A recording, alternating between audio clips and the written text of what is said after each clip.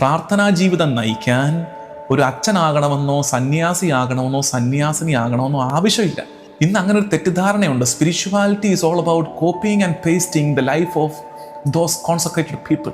ആത്മീയരായിരിക്കുക എന്ന് പറഞ്ഞാൽ അച്ഛന്മാരും കന്യാസ്ത്രീയമ്മമാരും ഒക്കെ പ്രാർത്ഥിക്കുന്ന പോലെ പ്രാർത്ഥിക്കുക, അതുപോലെ ഫുൾ ടൈമേഴ്സ് ആകുക, അങ്ങനെയൊന്നുമില്ല.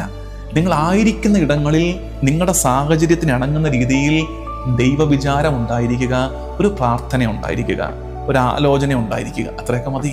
നമ്മൾ ആരുടെയെങ്കിലും അടുത്ത് ചെലവഴിക്കുന്ന സമയമല്ലേ അവരുമായിട്ടുള്ള ഇൻറ്റിമസി കൂട്ടുന്നത്? വിദൂരതയിലായിരുന്നു കൊണ്ട് നമുക്കതിന് കഴിയില്ലല്ലോ. അപ്പോൾ പ്രാർത്ഥന നമുക്ക് ആ ഇൻറ്റിമസി കൂട്ടും. ഈ ദിവസങ്ങളിൽ spend time in personal prayer so that we may grow in an intimate relationship with God. ദൈവവുമായി ഇൻറ്റിമസി വളർത്താൻ നമുക്ക് കഴിയട്ടെ. അങ്ങനെ ഇൻറ്റിമസി വളർത്തി എന്ത് സംഭവിക്കും? നമുക്ക് പരിശുദ്ധാത്മാവിൻ്റെ നിർദ്ദേശങ്ങൾ ലഭിക്കാൻ തുടങ്ങും.